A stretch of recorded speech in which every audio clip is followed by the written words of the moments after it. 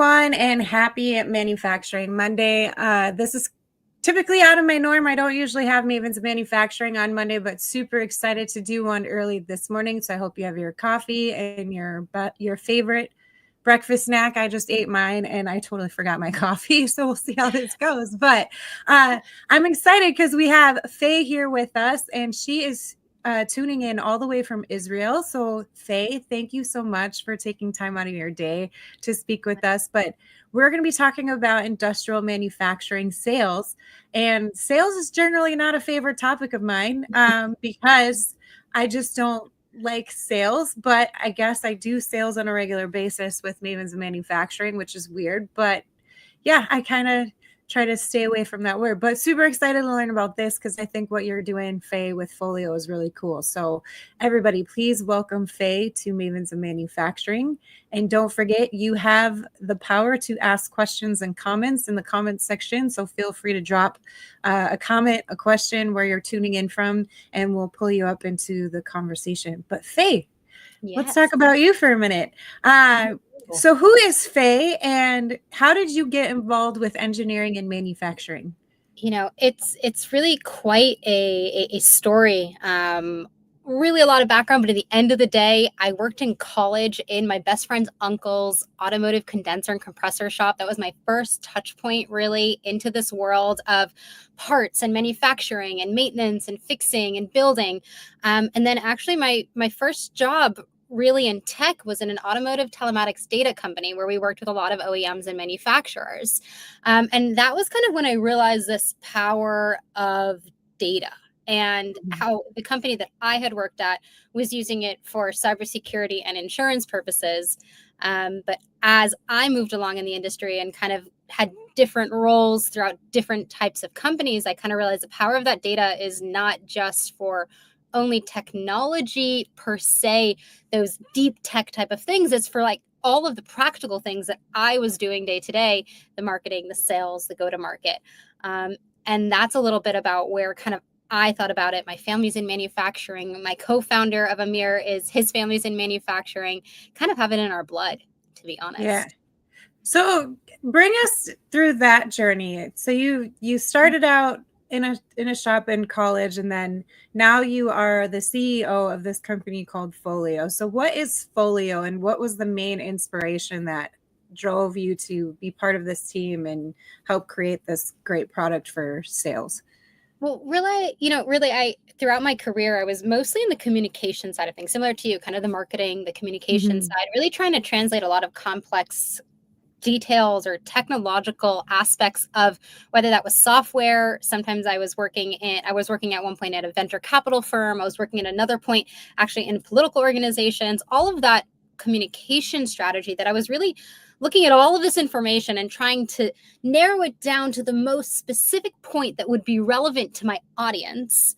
I was doing that all manually, right? I didn't have really the tools that were like, okay, well, if I need to pitch this type of concept, or if I need to really explain this product to this specific audience, I had to do that on my own. And that was kind of what I realized was when I was even working back in early 2000s at this this condenser and compressor shop, I was manually writing out these product descriptions of these small little, Dodge 2011 AC condenser, putting it onto they had just launched their eBay store, and I was manually writing it and putting it onto the eBay store. And what's crazy is that manual process of redefining and re-explaining what these either machines or these parts are is still a manual process here, almost 2 decades later.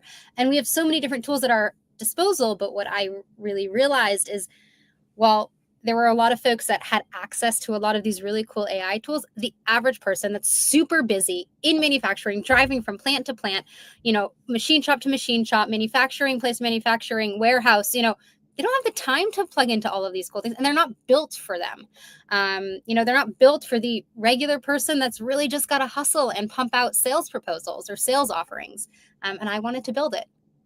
So that's going to be my next question, because I do know some sales reps that use ChatGPT for some of the content that they're writing, whether it's for a quick brochure or just a quick pitch or whatever. How is Folio unique to ChatGPT? Like, what's your bread and butter that's really helping elevate that next step for sales. Because there's like you mentioned before, depending on what company you're working for, you could be serving a ton of different industries, and how you pitch your products and services are going to be a little different from industry to industry, because you're not going to be using the same jargon sometimes either. You're going to be using a little bit different jargon. And that really takes a lot of experience uh, from some of these. So a lot of the veteran salespeople, they're really good because they've been around for so long and they have all that knowledge. It can be a little bit different for like people just coming in. So what's your unique pitch that you have compared to Chat GPT? Yeah, it's a really, really good question. And it's a question that we're getting a lot. In the end of the day, when you think about what you're still using, and you can use AI to, or use a GPT to reframe the email you're sending to really kind of say, okay, how can I take this paragraph that I wrote for one guy and change it to a different version for a different person. But when it comes to the real true beef of what our manufacturers focus on and what are specifically we're starting off in the machinery space and the manufacturing space, it's all of those small technical details, those specs that are typically on data sheets that are built into data tables with all of the different variations of the machine. So for example, if you're a machine shop that needs to buy a new drilling machine because you just got a massive order from Boeing and you need the exact millimeter of the drill bit of the machine that you can actually make sure so that you're not, causing more 737 crashes, you actually can't just rely on a GPT to be like, oh, well, we can rewrite these specs or these technical details to fit what the customer needs, because you're actually talking about a real machine. And honestly, mistakes like this could really mean a very, very big, a big deal, truthfully. And so you can't really just rely on generic AI or generic tools to do that. Those tools aren't reading the specs. They're not reading your data sheets. They're not understanding your data sheets as it relates to the aftermarket services that you're attaching. So for example, you can sell a machine, but everyone here knows margins are huge when you're actually either selling refurbished machines or you're selling all of those services or the maintenance or the spare parts on top of those things. What AI tool right now is understanding your entire business and helping you not make a sale of just reframing an email that you're writing, but actually understand, hey, Megan, back at your home, you've got like this machine, plus you can actually add these spare parts, plus you can actually upsell on the maintenance on this area, and the variation that this customer needs actually fits this specific machine, offer that one specifically. You're not doing that in GPT. And that's exactly what we need when we're thinking about what is Folio. What we're really seeing is that all of these machines that are going onto the manufacturing floor are right now going and getting their own almost robots to really be on the plant floor. You've got tons of robots that are attached to machines, tons of things. Everyone's trying to update it and upgrade their actually manufacturing floor. But the sales and marketing teams, these go-to-market teams that really are driving the business forward, they don't have robots. They don't have their assistants. They don't have someone there helping them, or their cobots that are helping them with their day-to-day grunt work that they really need to do in order to make these sales. And we want to be there for that. I think that's great, because I know that was one of the biggest concerns with the Chat GPT that we have today, where it's not really taking that technical information and adapting it to certain scenarios. So I'm really excited to see this demonstration that you're about to do, because I feel like once salespeople can get an understanding of it, they're going to love it and want to try it out themselves. But also too, have you seen any kind of difference between sales and engineering relationships with the companies that you're working with? Because I know there is a little bit of divide there, a little silo where, sometimes the salespeople get super excited and they try to sell something that the engineers are like, wait a minute, we don't know if we can do that. So is it really helping connect those two groups a little bit stronger than other platforms out there? That's a really, really great question. That's really what we see, is that you have these kind of three buckets is what we're seeing. You either have the sales guys that are really, or sales gals that are really great at selling. They're super effective of getting people on board, really selling the products. They know how to sell. They're natural born spokespeople, and they're really pitching it well. You also have on the other side these engineers. These engineers really know those products well. They're not really speaking to the customers. In fact, they might tell the customers, no, we can't sell this thing, exactly like you said.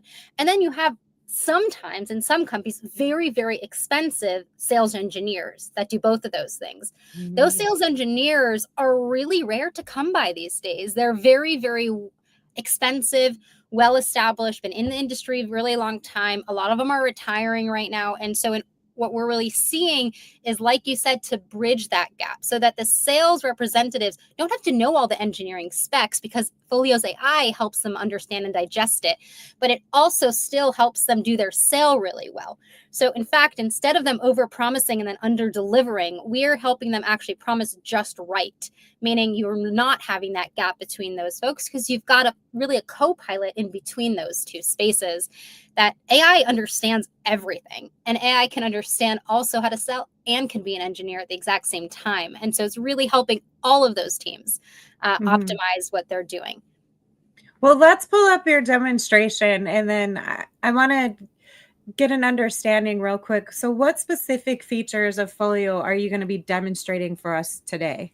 So here's the truth. I'm not going to be demonstrating all of the secret sauce. I'm not going to be diving deep into the technical specs of the products. These are things that, to be frank, I don't feel so comfortable yet sharing online without having a one-on-one demo with the folks. That being said, after this call, whoever is interested in getting a very deep dive behind the scenes, really seeing those nitty-gritty details, 100% there. In fact, if you even say Mavens of Manufacturing that you heard us on this show, we'll talk about ways that you can even get extra discounts on being, you're already getting a discount, because we're looking for early adopters and looking for folks that are going to be our innovation partners in this space. You can get an extra discount if you mention Megan. So really great.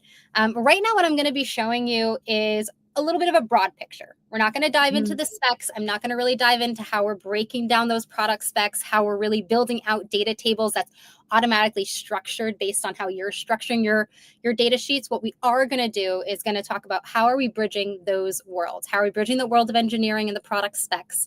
How are we bridging the sales and those aftermarket services and solutions? And not only that, one of the things that we realized was that it wasn't enough to just help or kind of whisper into the ear of the sales people, here's what you could do, here's what you could do better. That's what a lot of the GPTs do. They say, here's what you could do, here's what you should write. But we realized it actually is taking it to that like last mile delivery part. These sales folks, sure, they might write something on and get some answer, say you can really sell this product, but they still have to now pull up the data sheet and plug it into an email and send that email. Folio does the entire process. We're saying, okay, we're going to give you an actual asset to then send to that customer, to then send right away that feels like it's a customized experience specifically for them. So that's a little bit of what I'm going to show you. I'm going to show you a company that is a model type of company. It's a company that's not a real company right now. I don't want to show you real company, real customer data, but I'll show you a demo of what that would feel like if it was you. Awesome. I think you need to pull up your presentation on your side, and then I can add it to the same. So I'm going to share my screen. This is kind of a real world example, but not mentioning any names. So just bear with us. Yeah. I mean, it is a real world, because I'm showing you a live demo. So I'm showing you our actual platform, but some of the data I've plugged in is not a real company. It's modeled after a very real company. Okay, hold on. We are seeing my screen. Give me a second here. Okay, can you see my screen? Yep. There we go. Awesome. Okay, so let me walk you through a little bit of Folio. Right now, we are Doug. He is a salesperson for Metalcraft. Metalcraft sells a bunch of metal machinery. They're doing precision metal machinery. They have a team of engineers. Their amounts of products, when we're looking at kind of what are the products they're selling, and this is where we're plugging in a lot of the information about the product specs, that goes here. They're selling about 40 something different products. Each of them has very detailed specs. They each have very detailed data sheets that are found in here. Again, I'm not going to jump into that right now in this demo. You can talk to me afterwards about it. And then they also have all of these different solutions, services, some customer testimonials, case studies, etc. Now, the first part of Folio is obviously connecting all these pieces of data. Now, the way we've built it is, number one, we can integrate into your systems. If you already have a CRM, we can integrate into that, pull all the contacts and companies here. If you already have an ERP, we can also be integrating and pulling into some of the information from there. If you have a PIM, we could pull that in as well. And if you have a website that you've typically written, let's say, all your services onto the website, either we can connect into it, or what we can do, we can build it into an Excel file, or we can actually add it in, put in the website URL that you have all of your services or solutions on. You can even paste data and it pulls it into these databases. Now, what we're really realizing is that there's a lot of missing links, not only between engineering and sales, but also sales and marketing and manufacturing. So now the sales team actually has access to a lot of these things that typically they'd have to go back to a marketing folks and be like, hey, can you build me a document that shows all those solutions that I can offer to the agricultural space? Now let's go back to Doug, right? So Doug is having a conversation. He gets off the call with one of his prospects. Let's choose, Agrimac. Okay, so he would take some notes. This is kind of where we're having this here. He would take some notes from his Agrimac conversation.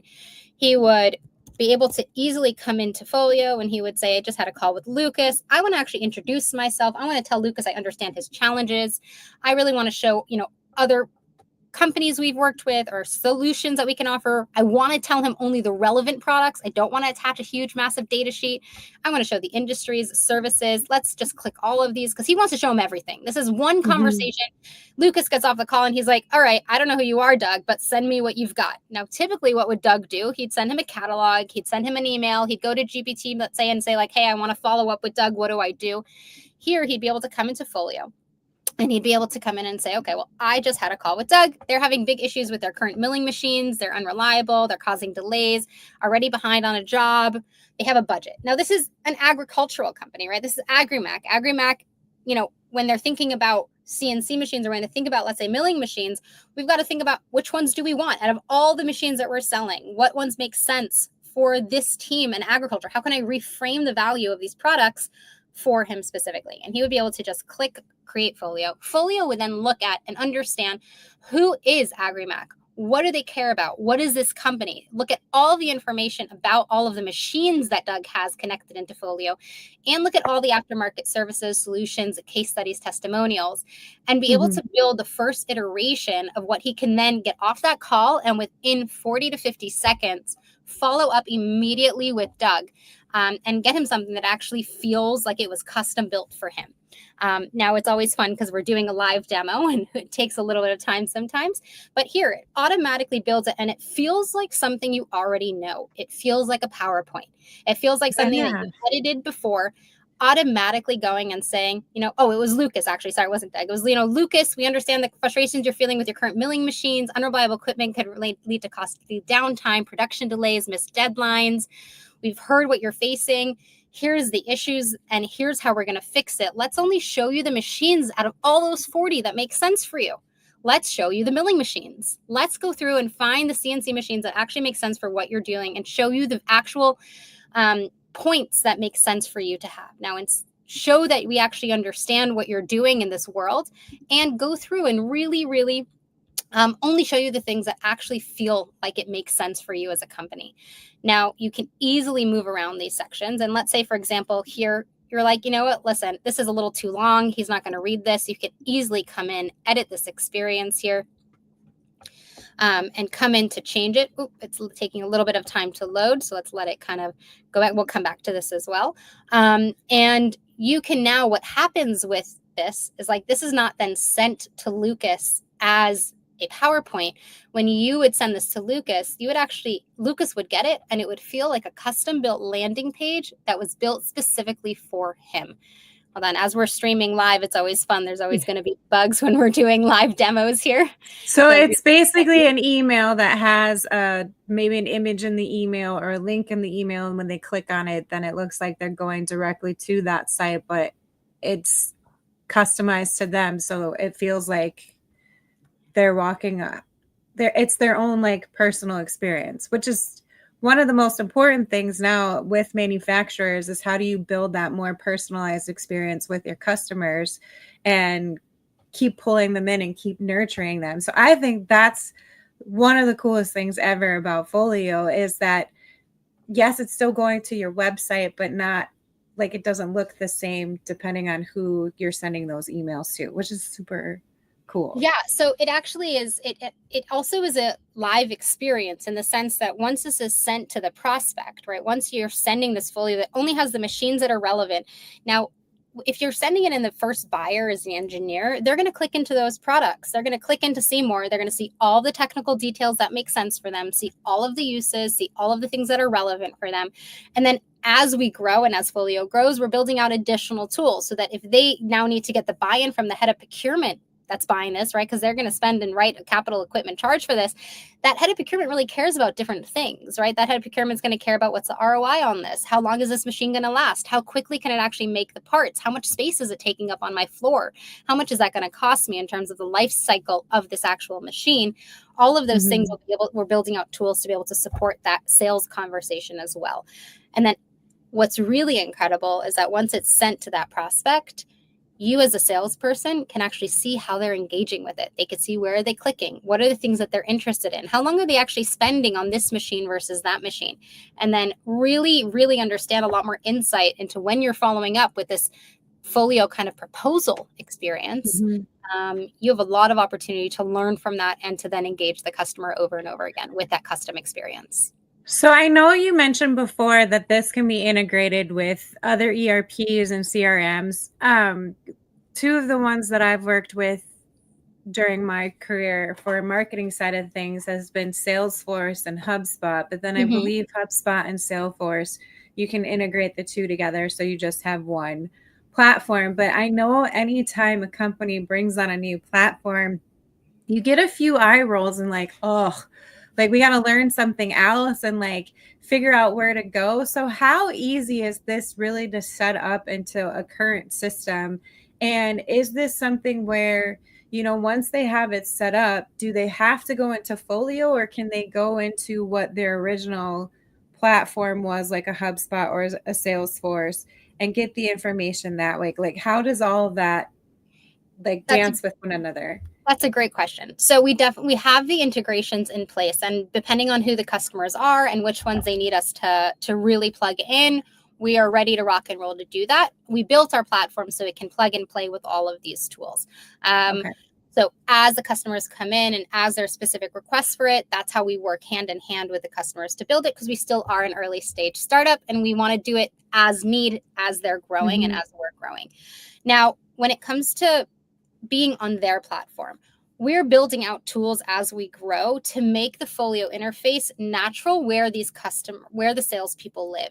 So for now, you do go to Folio and you do build it. That being said, over the next month, 2 months, few months, year, we are rolling out so many different add-ons and extensions so that eventually if you're driving, you'll be able to just speak into your phone and folios can be created. Eventually you get an email from a prospect, you can click a button and create a folio from there.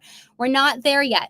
And, you know, my co-founder, who's the CTO, who's like, Fay, stop over promising, is going to listen to this, but it really is in our roadmap. These are things because what we realized is that manufacturing sales teams are on the go. Not everyone looks the same. Not everyone has the same schedule. Not everybody has the same tools or the same ability or the same technical capabilities. And we wanted to make it as easy and real and built for real people and how their real lives work, so it doesn't really become a hindrance. One of the things we're hearing a lot about some of these other CRMs or experiences, like I'm spending most of my time reporting. It's not even helping me really in the end of the day doing my sales. And that was one of the things we really wanted to avoid. We don't want you to spend time having to manage Folio. We want Folio to be like that personal assistant that you never had and use it. And so that you can use it when you actually need to get things done.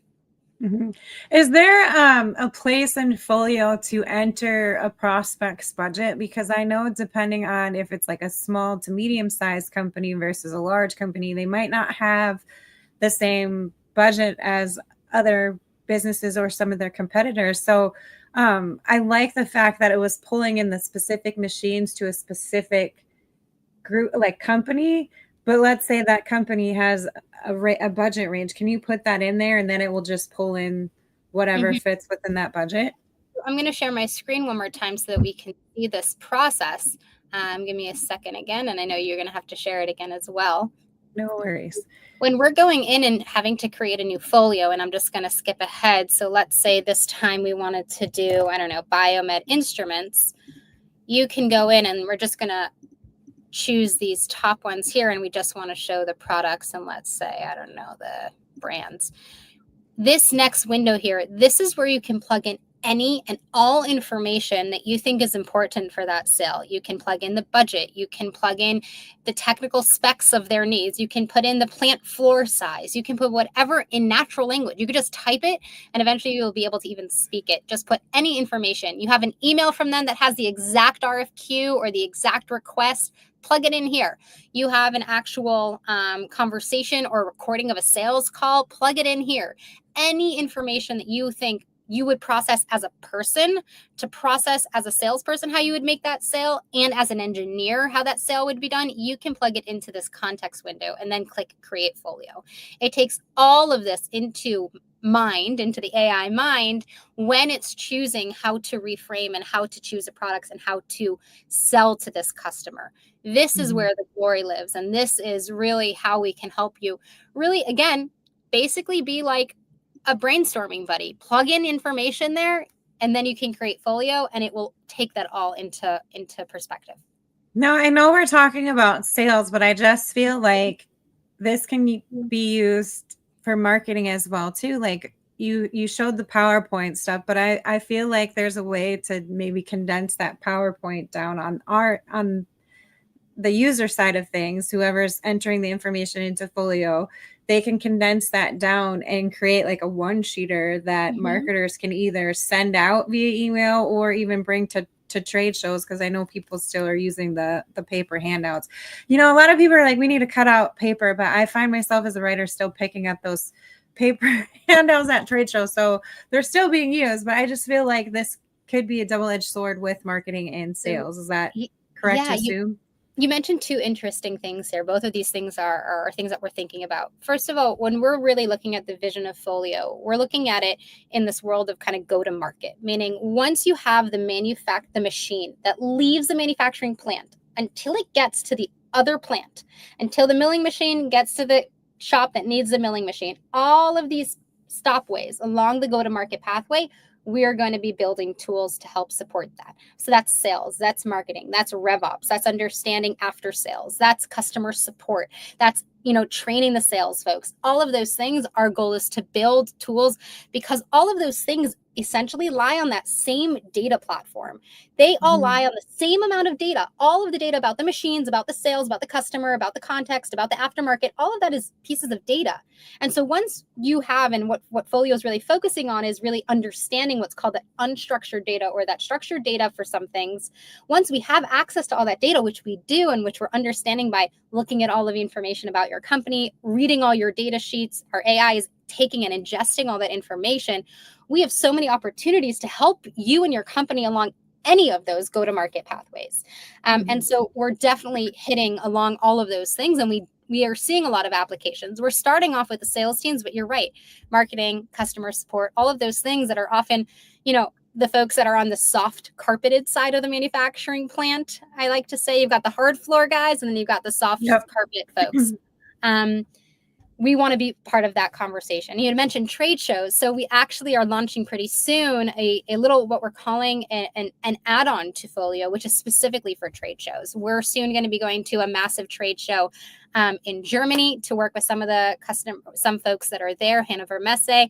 And I was at FabTech in Orlando, back in October. And I realized that there's so many folks standing, and we met at IMTS, right? And there's so many of these sales guys or saleswomen standing behind the table, having amazing conversations, scanning the badge. You have so much information, and then you only are able to actually follow up with them 2 weeks later. And half the time you're forgetting really what it is.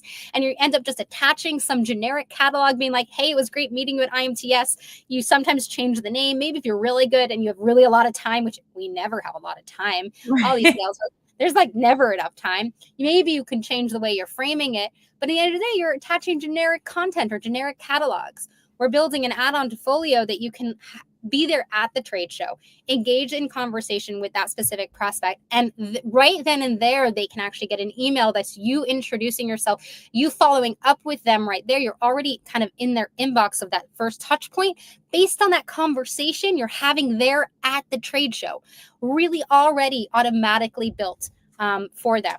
And so we're going to be launching that live hopefully in the end of March for Hannover Messe, and then hopefully for some of the other trade shows that are coming up back in the US. Is Hannover Messe EMU too? Is that considered EMU, or is that a different one? I don't know. Hanover it's in Hanover, so it's in Germany. I might be going to one of those shows, so hopefully it's Hannover Messe, and I'll have to come in and talk to you if I'm there. I might be going. Fingers crossed. I don't know yet. We're still having conversation. Yeah, because I really want a pretzel and good beer, and Germany has a great. You definitely have to come across the world for that. Like I just Auntie Annie's is just not cutting it. No. Well, I've been to Munich before, and then I came back to the States after Munich, and I'm like, this beer sucks here. Like, what is going on? And they just have really good beer, and I've been craving it for like the last 7 years, because it was like 7 or 8 years ago that I went there. And I feel like we just need to like work out in advance, because to carry how huge those mugs are, those boots are, it's just like I don't know how those I don't know what they call them over there, but the waitresses, where they carry a bunch of them together, and they just like their guns are just so huge, because all they do is carry beer all day, which is awesome. But that would not be me. I would trip on something and break all of the glass. But one of the things I did want to ask you, because there is some hesitation with AI, especially when it comes to like legalities and standards. And I had a conversation last week with someone from Signify, where their platform is for compliance management, which was really cool. Are there any misconceptions when you're talking to people about Folio? Are there any misconceptions around AI in sales that you would like to clear up, or kind of I don't think there's misconceptions. I think people have legitimate concerns about sharing their information, or about the power of AI, or about it, what it is doing. What I can say is that Folio is respecting those concerns. We are building for those that really need certain closed boxes, that are more enterprise players, that really need very, very specific certifications or standards. We can go ahead and meet those. But then again, in the end of the day, when you're a regular company, most of the things we kind of forget that most of the tools we're using every single day are connecting to that same either AI model. If you're using Google or Gmail right now, Folio is built on quite a few different models. One of the AI models and LLMs that we're using is Google's, right? So Google is taking care of the safety and security. They're really, really focused, and they're a huge player. And so they're making sure that their AI is safe and secure to be able to use. And so when we are choosing how we're building our platform, we're recognizing that we're going to be using the known players. We're going to be working with these known players that do take safety and security and compliance into mind. And if there are extra players beyond that need even added layers, that's definitely something that we've built our platform to be able to comply with those as the need comes.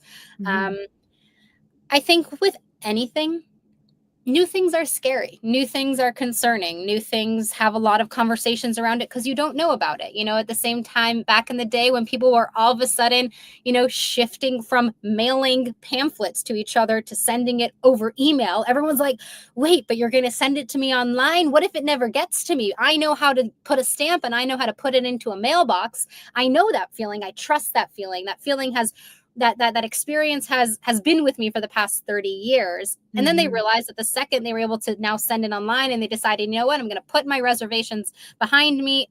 This is kind of where the world is moving. I'm going to start sending things via email. They realized, oh my God, this is where life is now. And now when you think about it, you kind of laugh at those people, almost like our grandparents that are like, I'm not going to put my money in the bank. I'm going to keep it under my pillow, So those are things that we need to think about in terms of AI. Yes, right now, it is still new. In 1 year's time, it'll be everywhere. You're not going to be able to understand how you did things in the past without having your personal sales cobot named Folio. Yeah.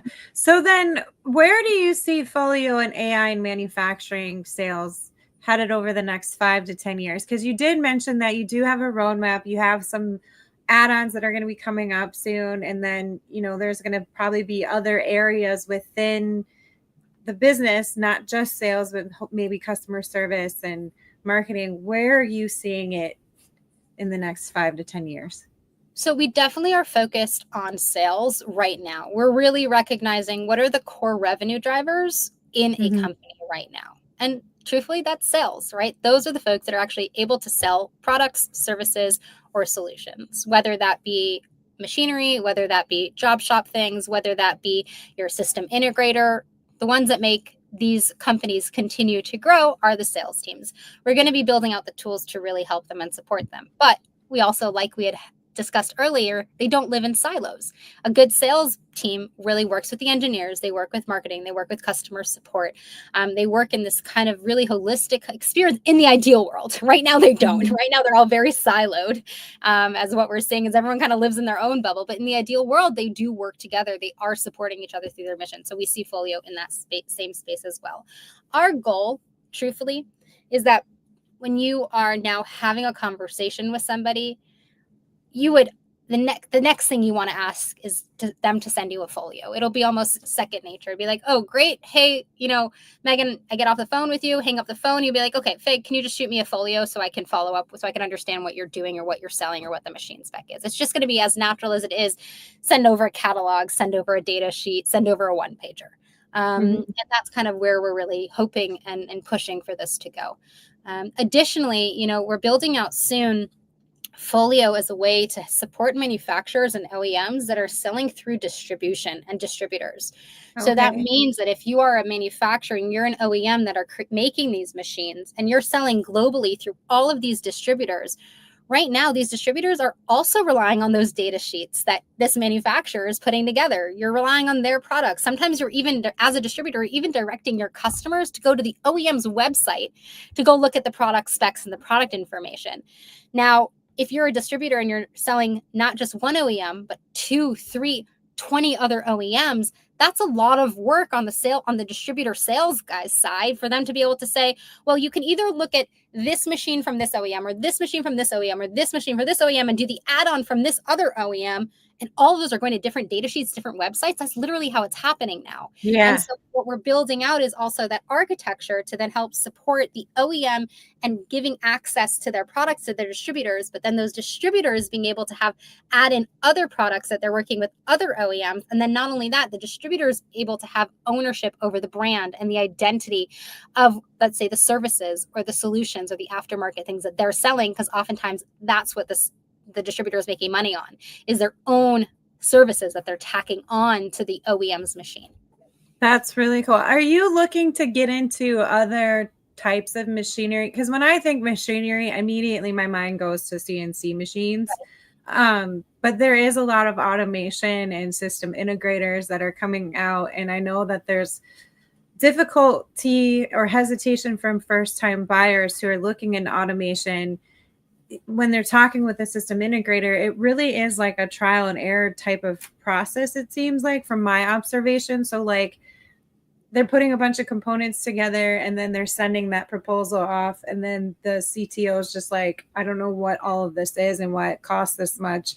And it's like really condensing that down. So are you looking into getting into other areas like automation and robotics? And then is there something on Folio to really help with that quoting or proposal process as well with the components? Yes. So we definitely, when we're thinking machines, we're really thinking anything that is helping manufacturers succeed through any sort of form. So we're thinking agricultural machines, printing machines, robots, HVAC, anything that really has technical specs, specific variations in order to be customized for that buyer. Now, we're not really focused on off-the-shelf products necessarily all the time, right? Because off-the-shelf, you can sell e-com. So if you're typically selling online, on eBay, on an e-com, you continue doing that. That's not really where Folio is for. Do that. That's great. What we've realized, though, is in manufacturing, and in industrial manufacturing specifically, only 7% of sales are done through e-com because these are complex sales. These are sales that require engineering. These are sales that require conversations. These are sales that require different iterations and different configurations for the buyer themselves. So if you're having a machine, or if you're dealing with machines, if you're selling machines in any form that really needs configurations, customization, and you need it to be reframed in the context of the buyer, Folio's for you. Awesome. So if a company is considering, integrating AI into their sales processes, what are some of the first steps that they should be taking to really connect with a platform like Folio? How do they get started? Talk to me. That's first of all. You can find me on LinkedIn. Megan, you can share my email in the show notes afterwards, or post it somewhere. I'd be happy to share. And honestly, even if it's not necessarily to use Folio, even if it's just to have a conversation with me about some quick things that are not platform based on tips, happy to have those conversations. What I can say is Folio is really easy to get started. We are not a very, very big commitment. We are able to work with you and where you're standing on what are the type of programs you're currently using, what is your existing tech stack, what are your limitations. And again, because we're an early stage startup, meaning we're getting started, we really are looking for partners. We're looking for partners that work with us, that it's a win-win. You get an incredible tool for really quite a decent price. We also get really great feedback, and we're able to continue growing together. So definitely open for those conversations. Are there any, because I think one of the reasons why I really enjoyed talking to you so much is because you really pay attention to the conversation, but you also are pulling in the information that you get from each conversation. And I think you apply it to Folio or any other thing that you might be working on. So are there any specific trends within the industry related to AI that you're really excited about and hoping to maybe connect Folio to? Yes. One of the big things that we're really thinking about is AI can also help answer customer questions. AI can help answer engineering questions that, because it has such a huge data set. In Folio, for example, we haven't built it yet, but in our roadmap because it has, again, access to all of this data. Your salesperson, your engineer has a specific question. Hey, can you remind me which machine had X, Y, and Z, power, or the width of this, cleaning metal parts cleaning machine? Can it be extended to X amount width? Those are things that you typically would have to email the guy back at home base and wait for his answer. Those are some things that we're seeing now, is this almost chatbot, a smart AI experience that it can just give you the answer right away. That's something we're really excited in playing around with. And we're also really excited about this concept of AI agents, which is a really big concept, which basically means, in simple words, if you can build a mini cobot that does a specific job, that is a genius in a specific space, and you can have him understand you like your best friend, and you can have him work like forever without ever getting tired, that's something that we are starting to really engage with. So if you are a sales representative and you're like, okay, well, I need to send this to a company, and I know for a fact that they actually want to price this out so they can understand even let's say, how long it'll last so they can get the tax benefits for it. We'd be able to help them build an AI agent that can understand the tax laws in that specific state so that they can then reframe the sale based on what that specific need is. Now, again, we're not there yet. We're getting there, and we're really excited for that prospect. So I would say those are the two things: a very quick feedback, natural response and answering that typically takes a lot of time, and then the ability to build these mini agents, which are basically geniuses in a specific field that are built specifically to answer your questions or to help you in your internal processes. That's really cool. I think the other thing that I like about Folio is it is starting that whole documentation process, right? So like, while those expensive sales engineers are still here before they take off, let's get into their head as much as we possibly can and put it in the system. So then this way, when newer guys come in, you already have that legacy information into it and you can add it to your Folio. So I think that's really cool.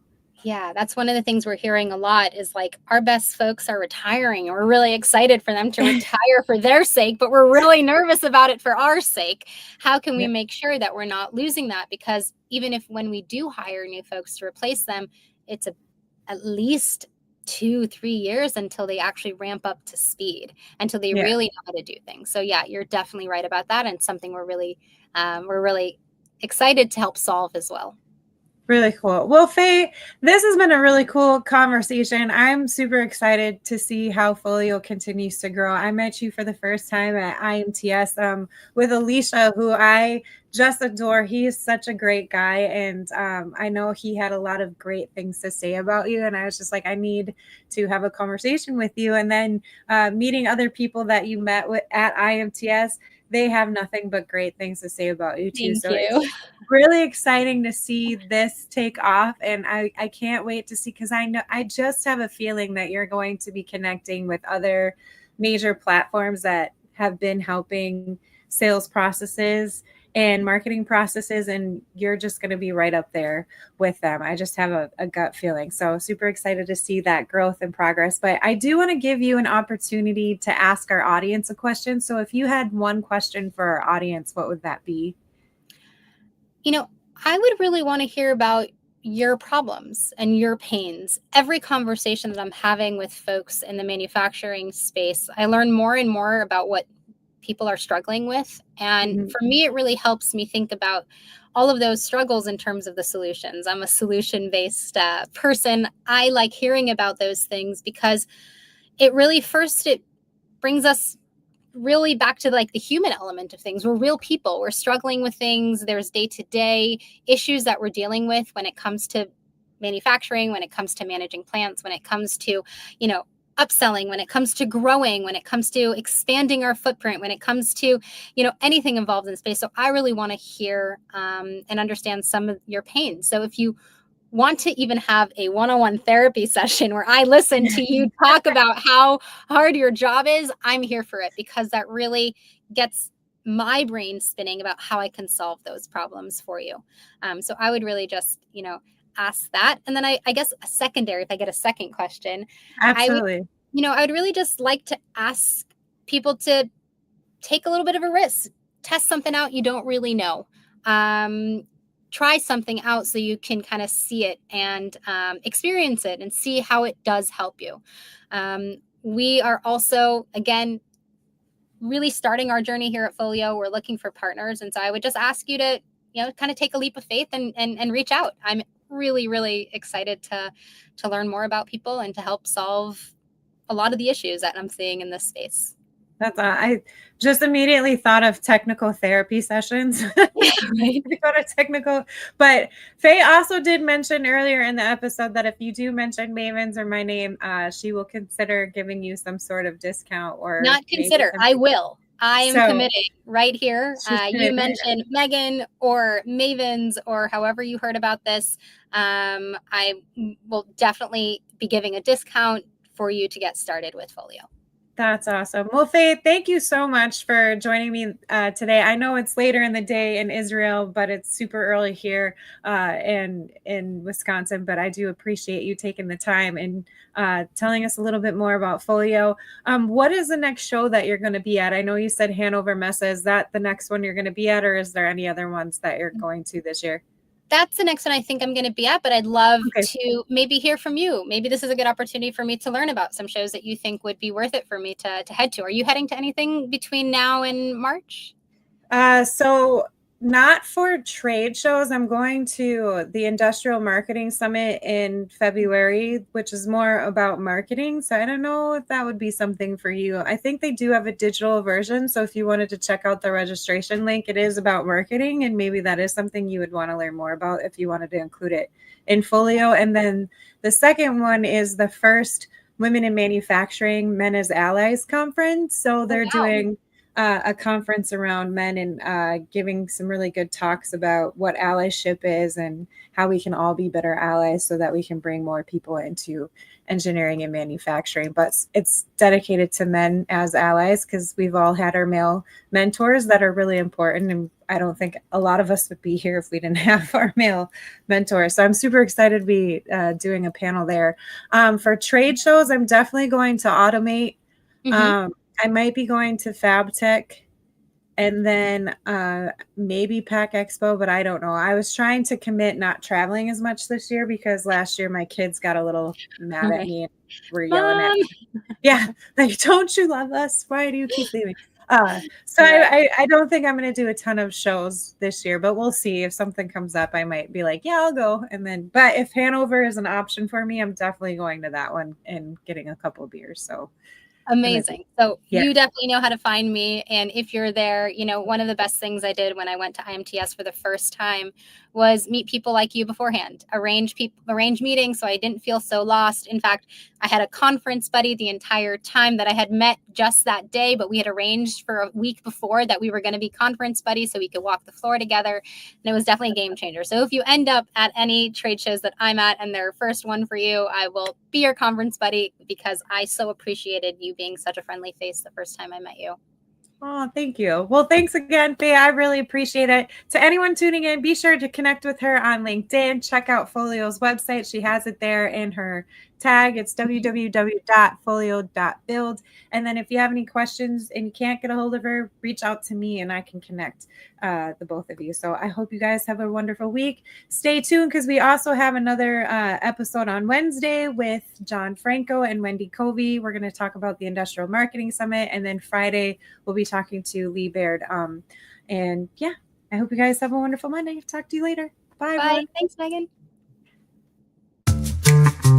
This episode of Mavens of Manufacturing has been sponsored by Z Ink Solutions. Z Ink Solutions. This isn't your grandmother's copywriting service. We provide copywriting and copy editing services that provide impactful text and memorable storytelling for a variety of brands and industries. Contact us today at zinkSolutions.com. That's z-inksolutions.com.